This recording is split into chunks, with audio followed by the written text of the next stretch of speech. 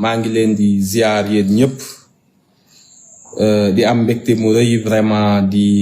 waxtaan ak yéen donc c'est pas le ministre Amadou Ba mais c'est le militant Pastef ma ni woon xëy na ñëpp dinañ jàpp ni sax ministre du am jot pour dugg ci yi mais da cee bokk peut-être que nous les responsables politiques am na yenn situation bu amee si on se contente que de communiquer nit ñi mën nañoo bañ a comprendre et puis ça laisse la porte ouverte ñi nga xam ni ñoom coow ak histoire moo leen di neex ci situation bu ne ak manipuler moo tax ñu ne nañ leen génn ñu waxtaan par rapport ak situation bi xew ndax situation bi lañuy waxtaane duñu waxtaane leneen donc di wax ni gis ngeen ñun ñëpp coow li nga xam ni dal na sunu kaw laa koy wax mu nekk affaire bu metti boo xam ni boo xoolee morosité naqar bi nit ñi àndal tiis bi nit ñi àndal bis ndax situation bi jaaxle bi nekk ci kanamu nit ñi militants yi seen xol neexul temps yi ñëpp xam nañ ni ça se passe pas bien ci militants yi ndax ñun feneen lañuy xaar suñu bopp ci leneen lañuy xaar suñu bopp dañoo jël réew mi dans des conditions très difficiles avec le soutien unique du peuple sénégalais mu nekk way boo xam ni dañ koy tudd ci Afrique di joxe Sénégal référence yenn dëkk yu bari lu fa xew ñu ne xanaa gisuleen sénégalais yi li ñu def leen li sénégalais yi def kenn du ñëw délivrer leen xool leen sénégalais yi ce qu'ils ont fait ce qu'ils ont réussi yaakaar am ci réew mi yaakaar am ci àddina ci Afrique ay nit ñàkk seen bakkan ci xeex bi pour que ñun ñëpp tey ñu mën a nekk fii ñii ñu tëj leen ñii ñu gaañ leen ñii ñu yàqal leen ñëw nañ nag ba coow am may rappeler ni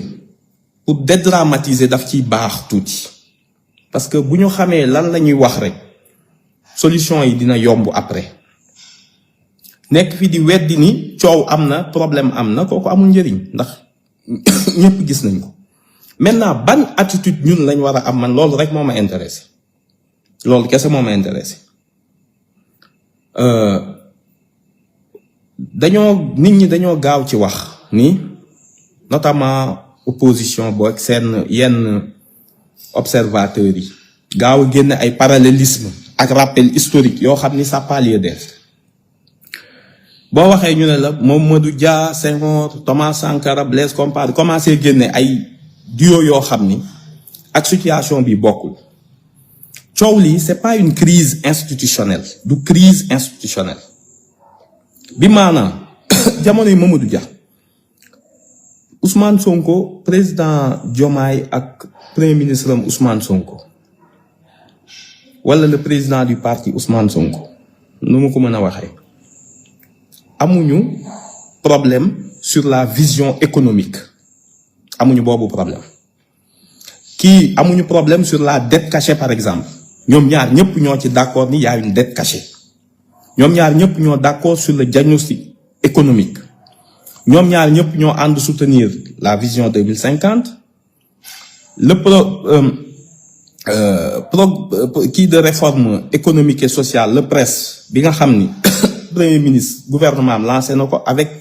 le soutien et la bénédiction du président de la République kii waxul damay génn ci CFA kii ni ko doo ci génn kii waxul base militaire yi dama fiy jóge kii ni ko doo fi jóge kii waxul dañuy subventionner lii kii ni ko doo subventionner électricité kii ni fiscalement dañuy yokk assiette bi kii ni ko doo ko yokk amuñu problème vision économique jamonoy Senghor ak Mamadou Dia problème bi vision économique la woon nan la ñuy tourner économie bi est-ce que dañuy jéem a mënal suñu bopp wàññi dépendance bi ñu am ci tubaab bi kooku c'était d'abord un problème économique vision économique bi ñu yore état boo demee Thomas Sankara ak Blaise Compaoré c'est pareil ñii amuñu problème boobu c'est juste que pour aussi wan nit ñi le périmètre du problème actuel du ma ko tuddee crise problème bi xëy na mën na nekk ci marche justice ak ci lii ak ci yenn détails waxuma problème bi amul mais nañ ko delloo à sa juste proportion loolu dafa am solo kooku c'est la première des choses pour wàññi manipulation yi nit ñi yegguñu ci problème boo xam ni le pays va être bloqué le conseil des ministres va être bloqué ndax d'accord ñu sur la vision économique président ni premier ministre signal ma décret mu ne ko du ma ko signer parce que d'accord ma yegguñu foofu voilà. Maintenant le problème mën na nekk un problème de rythme par rapport ak certaines choses du ma fi nekk di nier wala di wàññi wala di jéem a suufeel wala tuuteel pour jéem a rassurer nit ñi nekkuma ci loolu mais dama bëgg quand même ku leen wax nga di ko déedéet bokk la cas yi ngeen di cité yi nga xam ne moo fi indi woon yenn coow yu mag nekkuñu foofu yàlla def na la vision économique souverainiste patriotique mu ngi fi ba tey kooku ñoo ko bokk. Maintenant lan mooy sunu attitude coow am na ma gis ay nit man ñi nekk ci biti intéressé wuñu ma franchement man ñi ci des c'est normal opposition day ñaan yàlla diggante bi am ñagas-ñagas c'est normal opposition day ñaan yàlla diggante bi am ñagas-ñagas réew mi am jafe-jafe opposition day koy ñaan yàlla kooku c'est normal di ko bay di ci liggéey di ko jëmbat di ko suuxat kooku c'est normal pour opposant li ma wax man mooy comment on va faire lan mooy attitude ñun militant c'est le même corps du président Diomaye président Ousmane Sonko c'est le même corps ñun ñëpp waa Pastef la et je tiens à dire ici et rappeler que li am solo mooy ñun xeex ak Macky Sall ba mu jotee foofu lañ wanee suñu njàmbaar ak suñu patriotisme dinaa gis léeg-léeg kenn gind ay traître ngeen da ngeen a ragal dugg na fii ba ñeme jotee ñun kenn dawul woon fii ñëpp a toog ñeme ñu xam ñu ci loolu daf fekk ni boo duggee ci kër fekk ñu bokk ndey ak baay di xeex wala di xuloo lan mooy nekk sa attitude en tant que responsable lan mooy nekk sa attitude da ngay ñëw ni faral naa ko mag kii ni faral naa rakk ji ngeen def ay camp di dóorante bu deret tuuroo ci kan lay tuuru nit ñi dañuy toog ñu jàpp ni lal silence bi nit ñi dañoo ragal wala dañoo ragal féete bëgg parloo imposer nit ñi génnal waxal foo bokk parce que guerre foog mu am may rappeler nit ñi nii dañ fee fekk affaire bu méttee métti muy une dette cachée boo xam ni dañ koo woyafal te bëggoo gis nga ñi nga xam ni ñoo gën a mën a yëngatu ci ñun te bokk ci ñun naan na crise bi am waxal foofar gis nga xadar gi ñu àndal pour génn nit ñi wan leen fi ñu far pour coow li am suñu defoon moitié bi ci wane vulgariser le problème de la dette cachée ak ni mu yàqee le projet qu'on devait dérouler yàq na ci lu bëri ndax da koo tardel loolu du lu ndaw dette boo xam ne dañ la ko annoncé ay 70% nga ñëw fekk ko à 130% maanaam doublé na ñu lay wax ay milliers de milliards yoo xam ne dañ koo nëbb nga war ko fay yàlla def loo liggéey fay ko parce que bëggoo Sénégal def défaut loolu nañ ko jël comme une donnée dafa nekk lu am solo bu ñuy bàyyi xel ñi nga xam ne tey dañoo bëgg crise am dama bëgg wax ak ñoom ñu comprendre gis ngeen ñu dégradé notre Sénégal ndamu Sénégal la parce que nee naa leen bis bu ñu nëbboon dette bi def ni ñoom dañuy bàyyi 2029 28 nga xam mandat ba jeex ñu xëy suba ñoom ci seen bopp ñoom ñooy boole état bi bu boobaa nag la ñuy ñëw dal suñu kaw dootuñu mën a liggéey moo tax gàcce ngalaama président Diomaye président Ousmane Sonko bi ñu assumer la dette tey maa ngi dégg cadre APR yi génn di wax naan non nañ leen def nii dette bi non reconnaître leen dette bi ba pare donc yéen léegi reconnaître ngeen ni y a une dette cachée loolu moo waroon nekk le débat li mooy situation bi agence de notation yi ñu ne y a une crise économique au Sénégal parce que bor bi ñoom defuñu dara de mais bor bi lañ fi fekk bor bi lañ war a fay léegi ay nit jàpp ni on peut se payer le luxe d'une crise politique bu ñuy ñëw teg ko ci kaw bor bi boo waxee ñu naan seen privilège moo leen déglu ma rek tey jii ceeb bi li muy jar diwlin li muy jar xam nga lan moo ko maye suñ solidité duo bi am président Diomaye président Ousmane ak gouvernement bi def bloc benn bu président Ousmane wootee àddina yëpp wuy si ko wan institution internationale yi ni ñàkkuñu fayda duñ leen bàyyi ngeen ñëw noot ñu dinañ fay bor bi mais kenn du ko restructurer parce que buñ koy restructurer xam nga lu ñu lay wax dindil subvention à l'énergie dindi ko na nit ñi fay courant li ngeen koy jënd facture yi day gën a cher ceeb bi bu ko subventionné diwlin bul subventionné bàyyi la vérité des prix dal ci kaw nit ñi service public yi recruter lan 500 enseignants université déedéet bàyyi ñu orienter ay étudiants yu bëri mënoo leen ko attanu leen ko dañ leen koy tere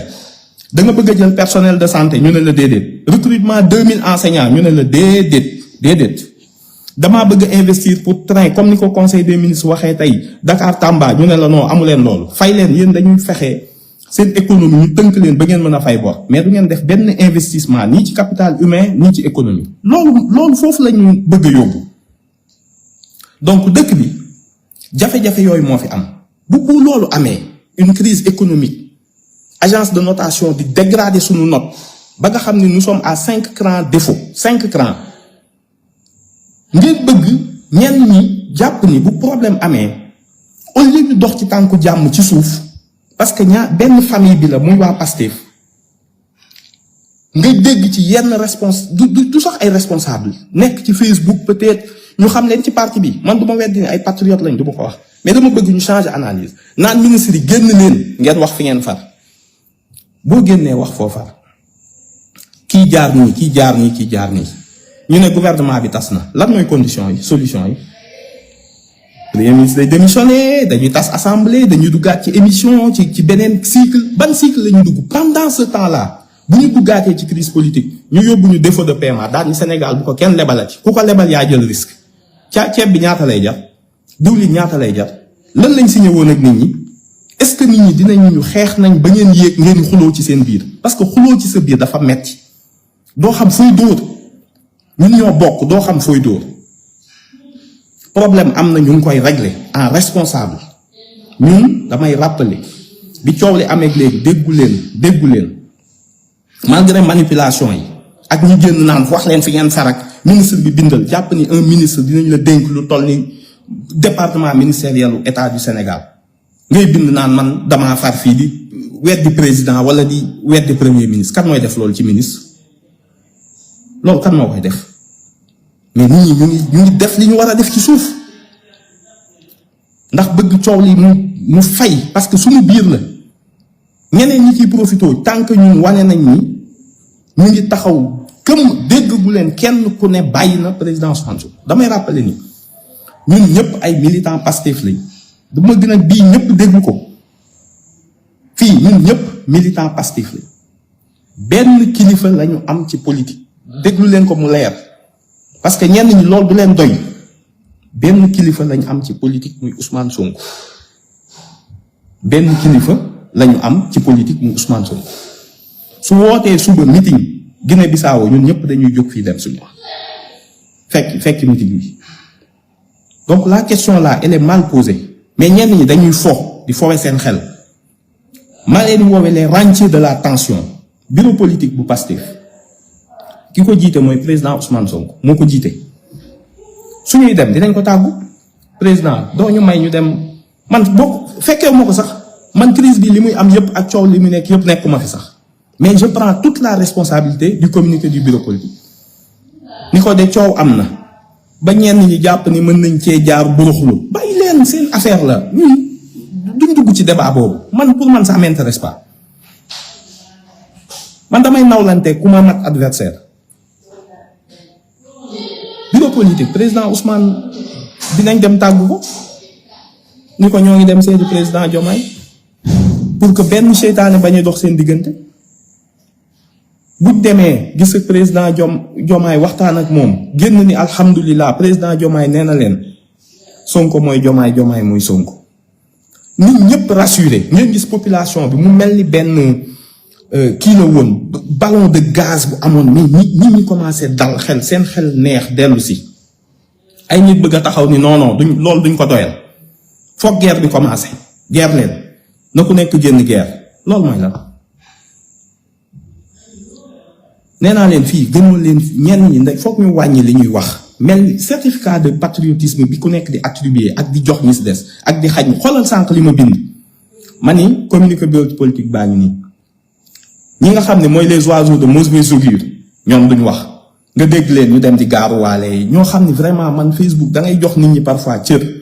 mais léeg-léeg ñu bind rek nga xaw a découragé wala ñu ñëw sa page di bind di saaga man ko bind sama page saaga nan laa lay def man du ma saaga bindal ni d'accord ma ci bureau politique communiqué bi mais yenn wax yu ñaaw yi ku koy wax nga jàpp ni dinañ fa nekk di téesanteeg yow ak ñii di commenter dañ koy enlever dindi ko mu jeex ku mënul wax si ñun ñu nekk entre patriote man patriote dina saaga patriote kuy def loolu naan bàyyi ñi ngay bloqué luñ bind ku bind saaga ma dindi la man duma la tontu ku nekk demal sa page nga saaga ñun dañoo dépassé saaga les tensions actuellement mooy nu ñuy rek adresser le chômage des jeunes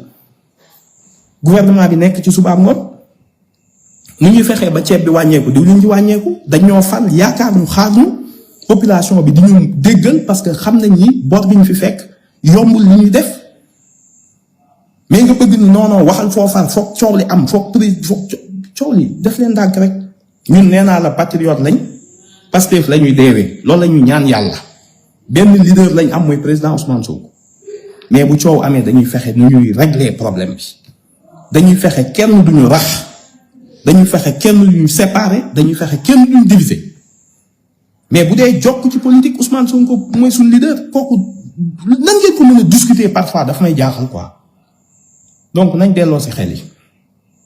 dégg nga moytu leen les rentiers de la violence et des tensions dafa am ñoo xam ni ñoom ci ñun lañ bokk man je leur reconnais leur patriotisme mais nee naa leen parfois da ngeen di am problème de perspective nit ñi ragaluñ ku poste dofloo boo ko gisee sax xàmmee nga ñi dajeeg ñun ci mbedd yi xam nañ ndax poste dañoo dofloo wala dara yenn wax yi dafa terre à terre y a un problème famille bi dañuy fexe kenn bañ ñoo rax ba yàpp ñu parce que ñun ku ñu yàpp ñun ñoo ko may ñun mën nañ xeex ba jël suñu nguur jël réew mi am luñ leen dig war a jàkkaarloog ñoom suba ngeen jàpp ni dinañ fi teg benn crise personnelle boo xam ne dañ koy amplifier ba nit ñi jéppi ñu imaam yaa ngi wax xoolal socio professionnel jàngalekat yi taximaan yi foo dugg nit ñaa ngi wax crise bi mais suñu rôle mooy ñu seddal démb ak tey nit ñëpp dal nañ biñ déggee ni macha allah ñun ñi leen gis tey xam nañ ni yàllaa ngi def jàmm neexul ñëpp nag opposition bi boo gisee li ñu doon wax ñoom ñëpp mooy na ministre Pastef fi génn parce que ñoom crise politique bi dañoo bëgg ñu déclencher la guerre pour que agence de notation yi définitivement cran yi nga xam ne buñ ci wàccaatee ci bor bi dañuy am défaut maanaam ñu ne buñ lebalee Sénégal ñu précipité ko ndax réew mi am kaw buñ demee ci électeurs yi ñu nañu yéen kay jox nañ leen réew mi ñàkk suñu bakkan amu leen lu ngeen di def ñu jox leen nguur ngeen di nekk di xuloo xeex ba ñëwaat élection loolu du bilan le bilan mooy li ñu diggee ci chômage bi nga woote jàmm bureau politique ñu yabal ko mu dem di dox tànku jàmm nga bëgg koo xas loolu mooy lan yow lan nga bëgg la crise bu dee ñi si des nañ créé lu leen neex gis nga ñun patriote Pastef lañu président Ousmane dañ koy dégloo xel nit ñi aussi foog ñu koy dégloo xel moom bu acte jotee da koy poser acte bi bu jotee da koy poser. ay dem wuy ci ko déggagu leen fii benn responsable boo xam ni danaan man damay dem ci bàyyi ko li mu amoon c'est intact ku koy jéem a fexee nit xoolal rek di ko nit ñi bëggee nga xool ndax xel nangu na nga jéem ci moom dara bon li tax ma ni la ñun suñu rôle mooy même famille la xeex ak Macky am nañ xadaram mais xeex ci suñu biir mënuñu ko de mënuñu ko bu ñu kenn nag jéem a jàpp ni patriotisme bi mu mettee dañoo taxaw fii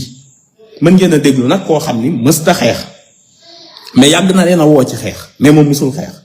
tey mu amati ñuy sotti daa am ñoo xam ni tant que jàmm a ngi am nee naa la boo demee seen page plan de redressement économique et social duñ ko wax duñ ci live mukk coow rek lañuy live suñ nee wàññi nañ lii jël nañ ay nit doo fekk seen page du partagé bu ñu ñëwee sa page commenter rek c'est parce que coow am na waxal ci lii fan nga nekkoon bi ñuy def premier communiqué bi foo nekkoon wax yu ñàkk fayda yoo xamante ni te ñu bëgg a nekk ay kilifa nit dédoublement de personnalité bi dafa graaw un peu ci ñenn ñi ci ñun boo dajeeg ñoom ci mbedd mi ay nit ñu normal la boo yàgg a dajeeg ñoom manifestation mais tey dañuy mel ni xamuñu la di jéem a jaay ñoom ñooy incarner ay affaire def dédoublement de personne di wax waxi dof bu problème amee ci famille ñi ñëw di ko jéem a fay ñooñu la ñuy déglu parce que lii yàqu ci famille bi lay jóge famille bi lay jóge doo fekk nag famille ñaar ñuy koo xam ni tudde na diw doom tudd doom dafa rëy tudde yaayam doom président Bassirou Diomaye tudde na Ousmane Sonko doom mu am doom joo xam ne bis bu ne mu gis ko te bis bu ne bu ko gisee président Ousmane lay gis tudde yaayu président Ousmane Sonko doom lu mën a am ci diggante nit coow lu ne mën na cee am nit ki boo déggee coow lu mel noonu nooy def lu dul ñaanal leen ba pare nag ñu def bloc wan leen ni bu ngeen bëggoon tàqalikoo sax duñ ko nangu ndax projet bee tax projet bi moomu ma ko moomu leen ko kenn moomu ko dafa am ay nit ñu ñàkk seen bakkan ñun nous sommes un parti politique bu xaw a doy waar boo xam ni dafa diis ñun li ñu suñu parti politique dafa diis suñu responsabilité dafa diis mënuñoo nguuru comme ni ko ñenn ñi di saboter mënuñu koo def donc nañ bàyyi xel li ma wax am nañ kilifa nañ ko déglu am nañ un parti nañ ko déglu ak communiqué am parti bi am na fulla goo xam ni président am na fulla goo xam ni à temps utile lu mën a xew dañuy jël seen responsabilité mais nag bu coow amee may leen ministre ak responsable politique au lieu ngay jéem a xam nit ñi ak exprimer sa émotion ñi ko def am nañ raison ah man du ma critiquer sérieusement nag laa wax parce que nit ñi yëg-yëg la quoi ku nekk fi mu toll li nga doon yëg affaire bi ñun ñëpp la metti situation bi lekkuñu naanuñu suñu téléphone yi di sonné nit ñi seen kanam yi lëndëm seen xol naqari nga bëgg a bokk dëkk bu metti ba pare parce que metti na ñu bëgg cee boole yoo xam ne nit ñi li ñuy wax kii sax maanaam bu ñëpp kontaanee sax indice de consommation bi day yéeg mais su nit ñi jaaxlee morosité morale amul et cetera sax day wàññi consommation ab dëkk baaxul sax ci économie ñu ne nañ leen dalal nit ñi mais situation yëpp ñun li ñu mës a diggee ci justice bi duñ ko wàcc duñ ko bàyyi fañ tolloon foofu la ñu des ba tey maintenant nag responsable bu ñu la dénkee jox la oto jox la caabi mu nekk bus di daw lu bari ay nit nekk ci ginnaaw am na xuloo boo xam ne ku la ci woo yow mën nga noppi mën nga am nag sa position sa opinion mais nga xam ni yow dañ laa yenn ñooñu mooy ministre yi ñun mënuñu communiquer ci yenn communiquer yi parce que ça ne se fait pas ñun luñ communiquer bu ndaw buñ ko defoon ci lu ndaw ñun ministre yi di nga jékki-jékki gis agence de notation yeeg journaux internationaux yi crise institutionnelle au Sénégal ministre bi mu ngay saaga ministre bi mu ngay xas ministre bi loolu baaxul ci réew mi xalaat leen ñi nekk ci diaspora bi tey nga foog bu ñu xëyee lu ñuy njëkk a def dem lire revue des titres xool lan moo xew ci dëkk bi comme nañ ko daan defee ci jamonoy mag yi te nag stress boobu war nañ leen ko teggil am nag ñoo xam ni dama leen di alerter aussi yéen patriote gis nga faux compte yi waa nguur gëlee fi jógee yore def leen ndànk ci ñoom bi yoon dañoo changer de technique dañuy def photo Ousmane wala photo Diomaye wala photo Diomaye Sonko mais boo duggee dañoo verrouiller les comptes 24 amis la ñuy am mais léegi au lieu ñu ñëw di saaga déedéet dañuy indi jeexi jaaxa di pousse ñenn ñi naan la seen yoon waxoo fi dara ñooñu ngay dégg boo bindee ñu naan waxoo fi dara nii ngeen di def di nguuru di sóob di nax nit ñi ñun duñu leen déglu ñun diw rek la ñuy topp ñun topp ñu diw ba l'an 2000 yow bokkoo fi traître nga dem leen ngeen cliquer ci compte yooyu ñooy ñëw bind ci commentaire yi ngeen defoon ni mais cliquer leen boo cliquer rek di nga gis ni ku verrouiller compte am la 24 amis la am donc loolu lañ war a bàyyi xel le problème il est là nit ñaa ngi koy gérer yàlla mu ngi ciy sotti ndox mu sedd ndax ñi ci mën a ñaan ñëpp ñu ngi ciy ñaan ndax réew mi dañoo bëgg mu avancer macha allah dañoo bëgg am ay résultats ndax ñun ay wax mënatuñ koo jox sénégalais mënuñu ko il nous faut des résultats ku ñu jàkkaarloo ci Sénégal ñun fu ñu mën a dem ci échéance électorale il faut ñu teg sa loxo dara nit ñi xam nañ ni on a hérité d'une situation difficile te teewul dañ naan réew mi metti na nee naa la boo demee ba waa APR dellu si waat seen ancien ministre naan dañuy joxe solution ci dette cachée bi boo xam ne ñoom ñoo ko créé nga war a xam ni war nañ booloo waat war nañ àndaat di gën a wane résultat gouvernement bi déglu Ousmane Sonko président Ousmane Sonko bala ngay anticiper ci li mu bëgg a def moom bu heure jotee bu waree jël décision xam ngeen ko du jàdd fenn kenn du ko waxal du wax lu nit di interpréter day ñëw teg wax li muy wax bu boobaa ñi ko war a topp dinañ ko topp ñi nga xam ni topp ñu ko di ngeen leen gis teg leen bët donc nañu def ndànk mais réew mi dafa soxla dal bàyyi leen ñu ba ñu génn ci situation économique bi bàyyi leen ba nit ñi signé ak li ñu war a signé ak FMI ba mu dem ba xam ni tooñ nañ ñu bor bi ñun du suñu bor ñu ut ci ay saafara ba investisseurs yi ñëw xam ni Sénégal mën nañ ko wóolu ndax stabilité bi mu am institution yu forte la am et que trajectoire économique bii ñu jël tëggaat suñu économie fexe ba suñuy ressources kenn du ko fi génne fexe ba ñi war a fay fiscalité fay ko malgré les difficultés état mu ngi fay malgré les difficultés état mu ngi recruter dee leen lire communiqué conseil des ministres yi ngeen seet effort yaa ngi am metti na mais y a des efforts donc bu FMI ñëwee ba ñu teg stabilité dëkk bi taxaw ci lañ nag soog a wan ñii ni leen ndax fàtte nañ leen wala dara vraiment dama bëgg ngeen ànd ci ak dal nañu ànd ak dal nañu moytu les rentiers de la tension ñi nga xam ni ñoom ñooy dawal avion bi ndax ab réew day mel ni kuy dawal avion du ngeen bàyyi ba nekk ci kaw jaww ji di xuloo déedéet dañuy bàyyi ba atterrir mais ci kaw jaww ji ñaari pilote ak copilote déedéet kenn du encouragé yow boo duggoon avion ñu ne la pilote beeg copilote bi ñu ngi xuloo ci biir cockpit bi fi ñuy dawalee avion bi yow boo yéegee looy wax dama lay laaj rek looy wax da ngay ñëw ni pilote bi laa faral kii ni copilote laay faral déedéet danga naan leen dal leen ba ñu wàcc da ngay ñaan yàlla ñu juboo ba ñu wàcc réew mi nag foofu la toll di traverser ay turbulence donc bu ñagas-ñagas amee ñii nañu ñaan ñii wax ci jàmm ñu xam ni ñaar ñi mënuñoo xuloo ñun ay patriotes lañ nous sommes de la même famille patriote li ñu dund ñun ñoo ko dundandoo mooy sunu ADN on se respecte ñii dañoo nekk ministre seen chance la rek gënuñoo méritant ñi ko nekkul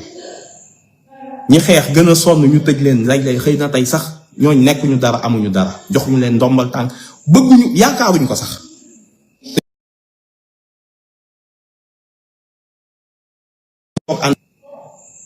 waaw donc ñun ay patriotes la nañu àndaat di ñaanalante yéenante jàmm mooy ñi wax encore une fois attirer la responsabilité ñi nekk yéeg-yéeg Facebook bokk ci ñun di attirer la rancune et la rancœur su président Ousmane Sonko ne dal na dal leen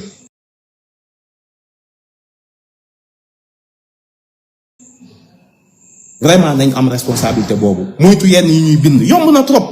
du tey la nit di wax guerrier laa wala man lii laa démb la woon fii ku nekk say galon say médaille ak say blessure yaa ngi ko porté ay nguur gis nga ñëpp ñi ko yoroon tey jeex na suba duñ la sax xamati ñun ñi noonu la ñuy demee on passe xamuñu sax ndax dinañ fi def 1 an wala 2 ans wala 6 mois nañu def les vrais débats yi nga xam ni tey moo nekk ci réew mi nañ ko teg soutenir l'action du gouvernement joxe ay idée ku am idée nga joxe loolu foofu la ñuy xaarante nañu bàyyi réew mi dal nañ bàyyi ba avion bi atterrir ñi nga xam ne nag ña nga toog fee di yuuxoog di wax lu bon ak di jéem a jaxaseeg bàyyi leen ñu dem ñoom loolu kese lañ ci am amuñu leneen kenn mënul critiquer gouvernement ci politique économique politique fiscale politique sociale kenn mënu ko critiquer xam nga lu ñuy lan mooy seen yaakaar coow diggante président Ousmane président Diomaye ñun est-ce que dañoo war a bokk ci loolu nañ xaar ba avion bi wàcc nañ xaar ba oto bi yegg garage chauffeur bi bu ñu nangu kenn xuloog ñoom déedéet nañu ànd ak dal ñu responsable incha allahu rabbi ñun Pastef yàlla ndam la ñuy may bu dee ànd nañ juboo